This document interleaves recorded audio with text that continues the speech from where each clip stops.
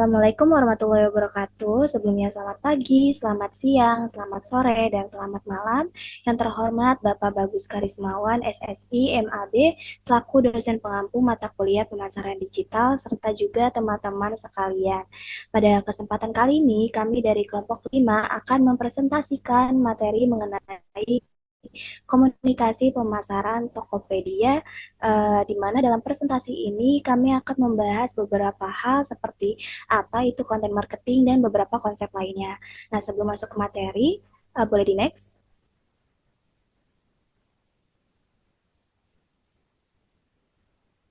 Saya akan memperkenalkan anggota-anggota kelompok kami terlebih dahulu, di mana ada saya sendiri, yaitu Pasha Dinda Putri, lalu ada Adelia Ita Mustafa, ada Hasna Atika Chandra, ada Nadia Sabrina Azahra, ada Nariskia Anissa, ada Naura Safira, dan ada Rameiza Alia. Nah, baik, tanpa berlama-lama, langsung saja saya akan memulai pembahasan materi pertama, yaitu apa sih konten marketing. Boleh di next? Nah, teman-teman, konten marketing sendiri merupakan proses pemasaran yang dilakukan oleh suatu bisnis dengan cara merencanakan, memproduksi, dan mendistribusikan konten yang bernilai serta relevan bagi para audiens. Konten yang dibuat biasanya disesuaikan dengan produk atau layanan yang ditawarkan oleh sebuah perusahaan. Nah, melalui konten tersebut, perusahaan berusaha nih menarik perhatian calon konsumennya untuk dengan memberikan informasi yang bermanfaat serta membangun ketertarikan mereka terhadap produk atau layanan yang ditawarkan. Nah, dengan demikian, tujuan utama dari konten marketing adalah untuk menarik, melibatkan, dan mempertahankan audiens yang tepat melalui penyajian konten yang relevan, bernilai, dan juga konsisten. Nah, melalui strategi ini, perusahaan diharapkan dapat mendorong nih calon konsumen atau potensial customer untuk akhirnya menjadi pelanggan tetap atau customer. Boleh di next? Saya akan menjelaskan mengenai Integrated Marketing Communication atau IMC. IMC merupakan strategi pemasaran yang menggabungkan berbagai saluran promosi agar pesan yang disampaikan oleh suatu merek tetap konsisten, jelas, dan mudah dipahami oleh konsumen.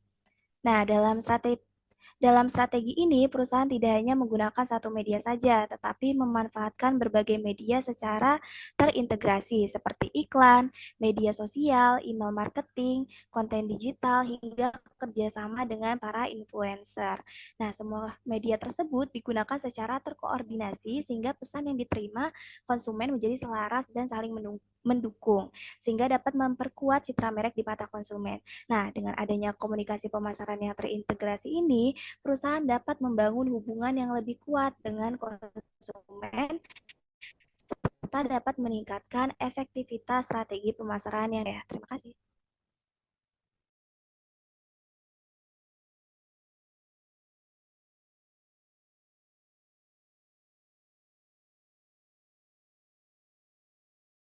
Selanjutnya ada channel marketing dari Tokopedia sendiri. Yang pertama ini ada sosial media marketing. Tokopedia ini menggunakan platform seperti Instagram, TikTok untuk menyampaikan campaign dan promosi. Namun secara kritis, fungsi sosial media di sini tuh tidak hanya sebagai media promosi saja, tetapi juga sebagai sarana membangun hubungan dengan konsumen melalui interaksi seperti komentar, share, dan konten yang relatable. Nah, yang kedua, digital advertising. Tokopedia ini memanfaatkan iklan berbasis data untuk menargetkan konsumen secara spesifik. Keunggulannya adalah pesannya menjadi lebih tepat sasaran. Namun, jika dilihat secara kritis, penggunaan iklan yang terlalu sering juga berpotensi menimbulkan ad fatigue, yaitu kondisi di mana konsumen mulai mengabaikan iklan karena terlalu sering muncul. Yang ketiga itu ada push notification dan in-app marketing. Channel ini cukup kuat karena langsung menjangkau pengguna secara personal. Misalnya notifikasi tentang flash sale dapat mendorong keputusan pembeli secara cepat. Namun di sisi lain, jika notifikasi terlalu sering, hal ini justru bisa mengganggu pengguna dan menurunkan pengalaman penggunaan aplikasi. Dan yang terakhir itu ada influencer marketing. Tokopedia ini bekerja sama dengan influencer untuk meningkatkan jangkauan dan kepercayaan. Efektivitas channel ini sangat bergantung pada kredibilitas influencer. Jika tidak sesuai dengan brand, justru bisa mengurangi kepercayaan konsumen.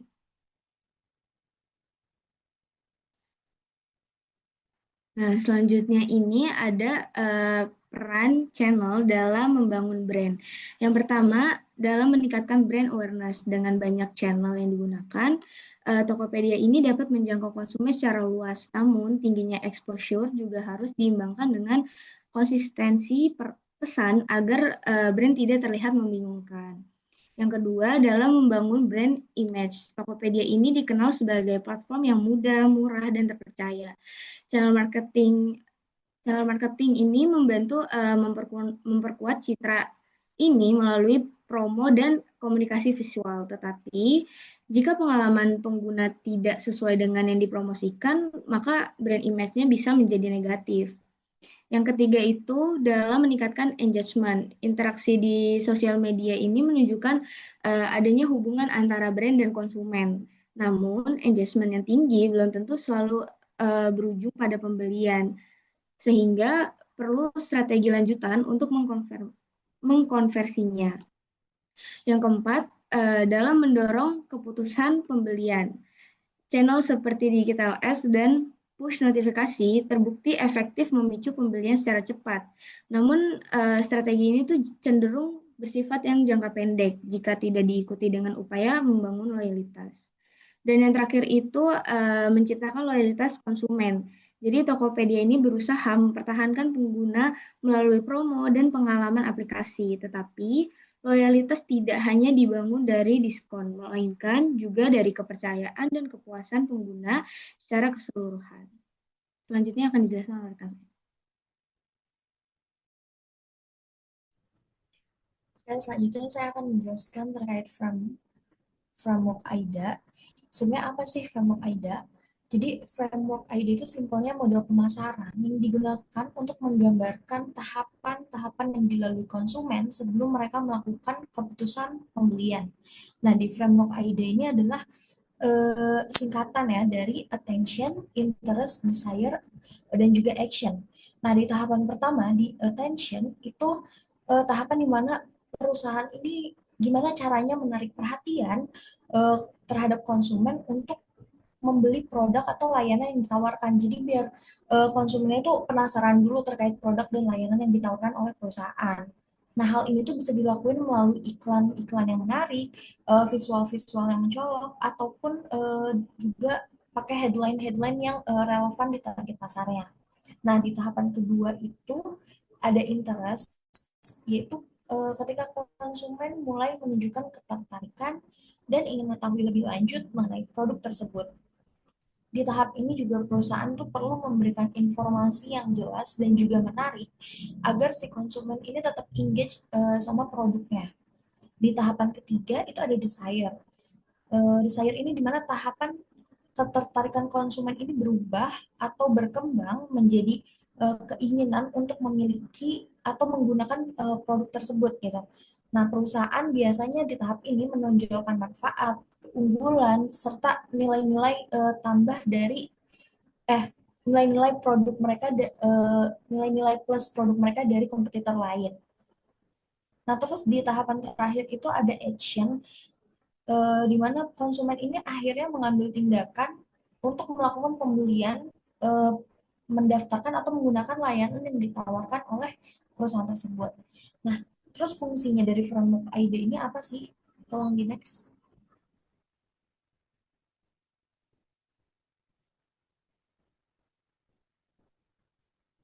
Oke, fungsi framework AIDA ini yang pertama itu untuk membantu perusahaan memahami proses pengambilan keputusan konsumen. Jadi framework AIDA ini akan menjelaskan bagaimana konsumen ini berpindah dari hanya sekedar ingin mengetahui produknya hingga akhirnya mereka melakukan pembelian. Lalu yang kedua itu menjadi panduan dalam menyusun strategi pemasaran. Karena setiap tahapan dalam AIDA ini akan membantu perusahaan untuk menentukan jenis pesan dan konten yang tepat pada target pasarnya. Lalu yang ketiga, ini untuk mengarahkan konsumen dari tahap mengenal hingga membeli. Dengan mengikuti alurnya AIDA ini, pesan yang disampaikan oleh perusahaan ini akan jadi terstruktur dan juga persuasif. Lalu yang terakhir itu untuk meningkatkan efektivitas komunikasi perusahaan ya. Karena seperti yang saya bilang tadi, dengan framework AIDA ini kan tersusun rapi ya, mulai dari gimana sih perusahaan ini, gimana sih konsumen ini penasaran sama produknya hingga akhirnya nanti mereka untuk memutuskan melakukan pembelian kepada produk ataupun layanan yang kita tawarkan. Next.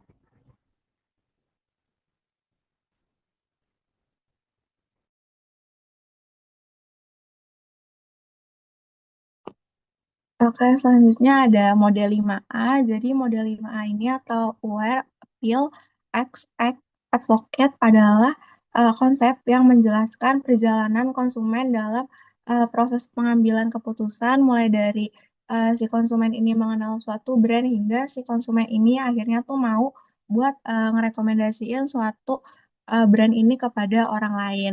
Model 5A ini dikembangkan oleh Philip Kotler untuk menggambarkan bagaimana sih perjalanan konsumen di era digital ini. Boleh di next. Oke, selanjutnya ada tahapan dari model 5A itu sendiri. Yang pertama itu ada aware.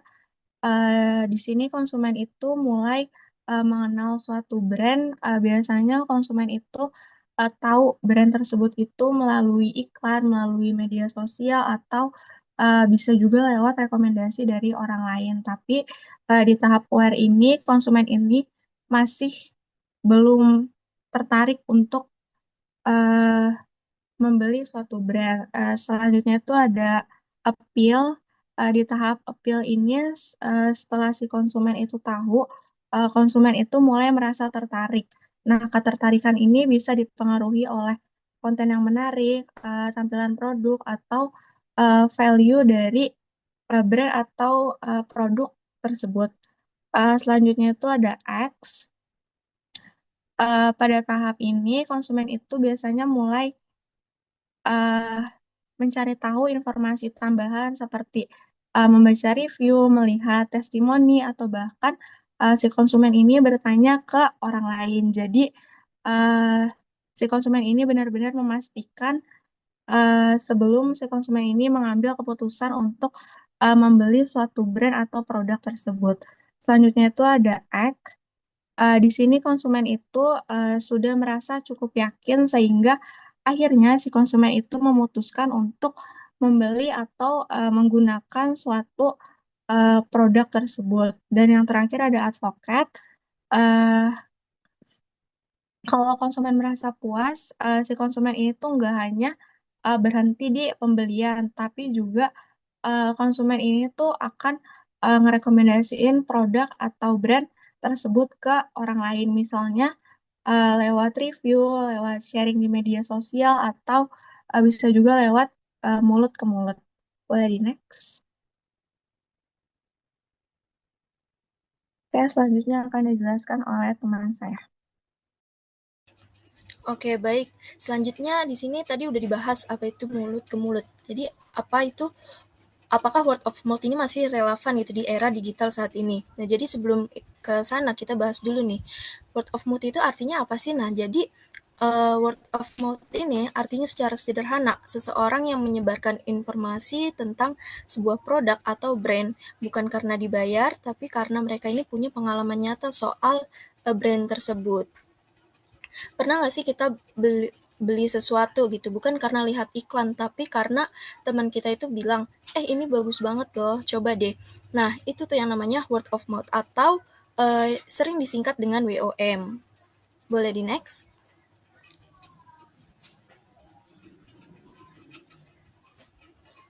Nah, berikut menurut beberapa data riset itu. Di sini katanya artinya hampir 9 dari 10 orang yang percaya satu rekomendasi teman dibanding ratusan iklan yang mereka lihat setiap hari. Jadi ini bukan soal algoritma atau bujitan, tapi soal kepercayaan manusia.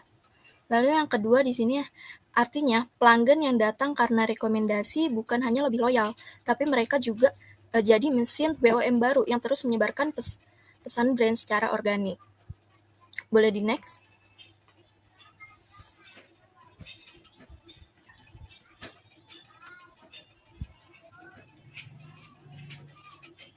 Dulu WOM ini terbatas, jadi cuman di obrolan warung atau ngobrol sama teman, tetangga gitu. Tapi sekarang WOM ini udah berevolusi jadi sesuatu yang lebih besar.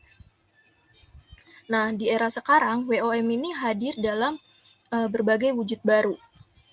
Banyak yang salah kaprah nih, mereka kira WOM ini cuman obrolan dari tatap muka gitu, yang udah ketinggalan zaman. Padahal WOM ini nggak mati, dia tuh cuman ganti bentuk aja. Nah, kalau di era digital, WOM ini hadir dalam bentuk yang pertama, micro-influencer dan nano-influencer di TikTok atau Instagram gitu. Lalu yang kedua, ada juga dalam bentuk review dan rating di marketplace seperti Tokopedia, Shopee, atau marketplace lainnya.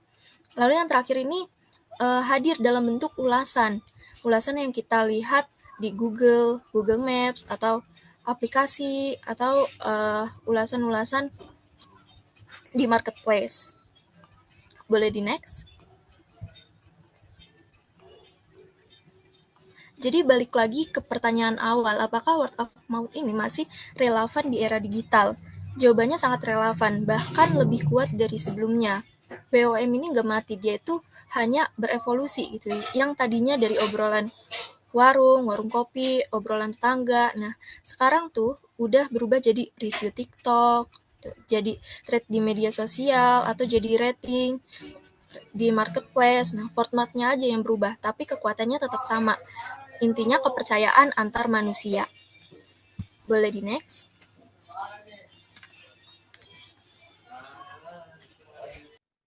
Oke, baik, selanjutnya untuk materi AIDA telah disampaikan oleh Kia dan sekarang saya akan memberikan contoh penerapan AIDA pada Tokopedia. Yang pertama ada yang namanya attention atau perhatian.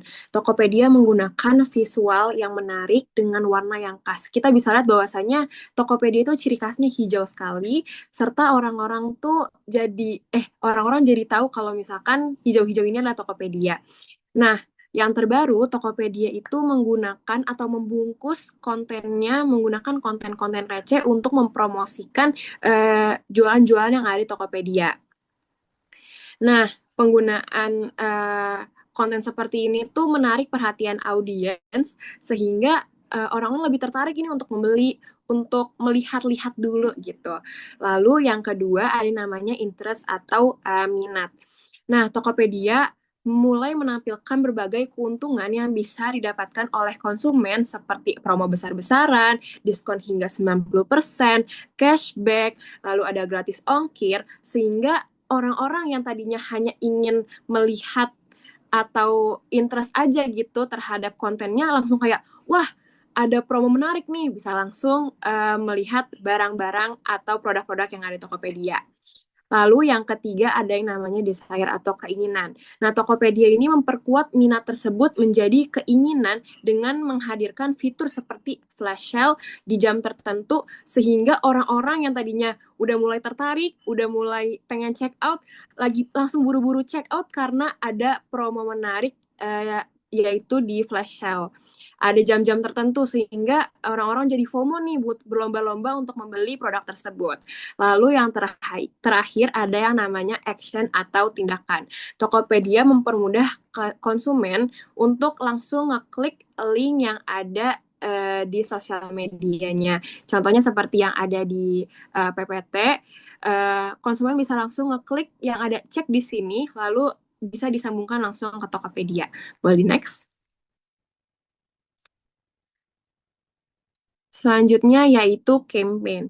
Di tahun 2018, Tokopedia ini membuat campaign berupa tagline #mulai aja dulu. Nah, mulai aja dulu ini diluncurkan pada tahun 2018 bertujuan untuk mendorong masyarakat, khususnya pelaku usaha, agar berani mulai bisnis. Selain itu, Tokopedia juga menghadirkan program Tokopedia Hijau yang berfokus pada keberlanjutan lingkungan. Campaign ini tidak hanya berfungsi sebagai strategi pemasaran, tapi juga membangun citra positif perusahaan sebagai brand yang peduli terhadap lingkungan. Boleh di next?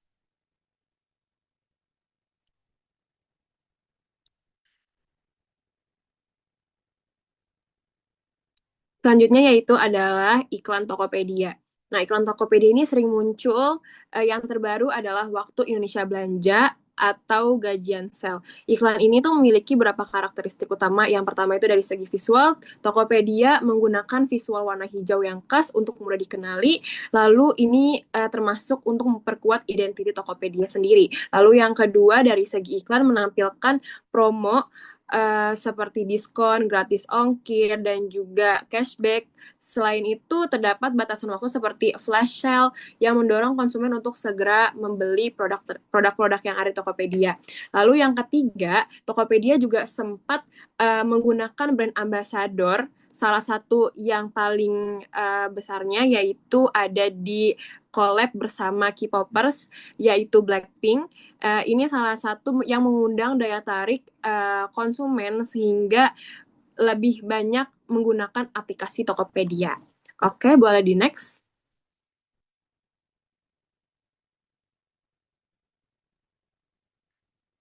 Nah, di sini ada Aware menyadari gimana Tokopedia ini juga memberikan ke kami gitu, ke pembeli agar konten-kontennya atau produk-produknya itu bisa dikenal oleh masyarakat. Yang pertama di sini ada konten Tokopedia yaitu dari Tokopedia-nya langsung Instagram dan collab sama Chandra Liao dan di sini ada kontennya. Selanjutnya juga ada brand ambassador di sini.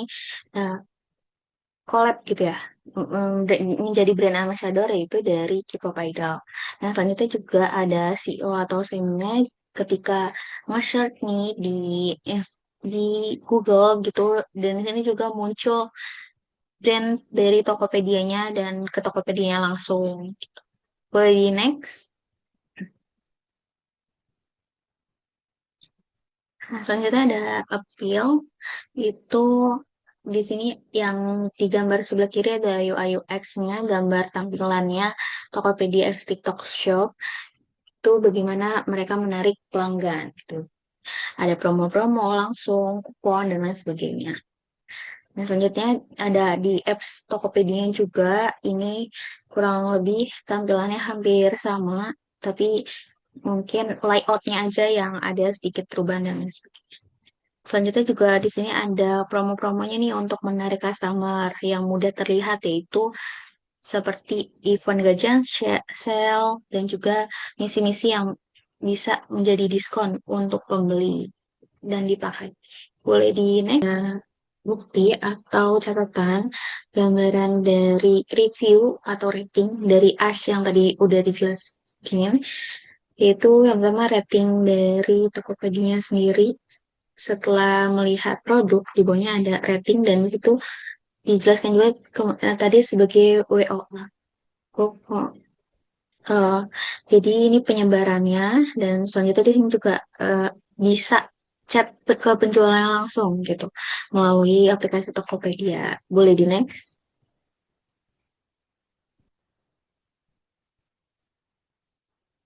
Oke, selanjutnya ada di mana di sini ketika pembeli ya, di mana di sini ketika pembelian, pembeli juga menyediakan berbagai opsi gitu penjualnya.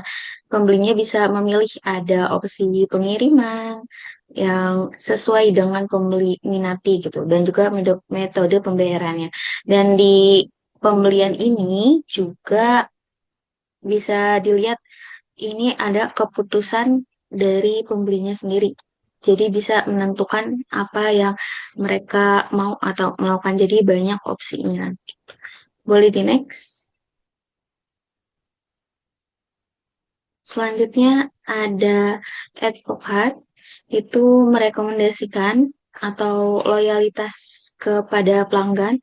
Yang di sebelah kiri itu ada program loyalitas Tokopedia, itu bonus ketika sudah membeli baru mendapatkan loyalitasnya. Dan ternyata di sini ada share to earn, itu dimana mudah gitu untuk merekomendasikan barang dari Tokopedia, bisa share langsung linknya ke teman atau dan lainnya. Dan di sini juga terlihat gitu kalau misalnya ketika men-share suatu barang dan orang lain itu membeli dari link di kita itu kita juga mendapat fee atau kita bisa masuk ke affiliate Tokopedia.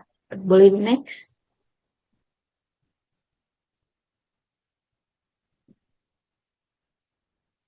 Nah, selanjutnya di sini juga ada desain aplikasi Tokopedia, yang mana di sini ada home, tampilan depan layarnya, dan selanjutnya di sini ada promonya juga.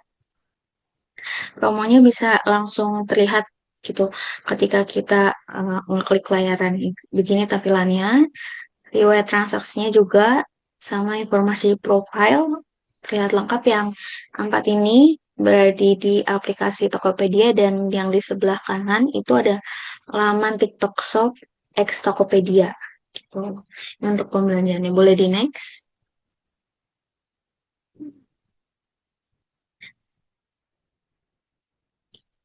Dan di sini juga ada daftar pustakanya.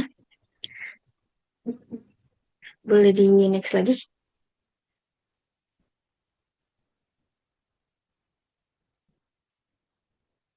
Mungkin sekian, terima kasih.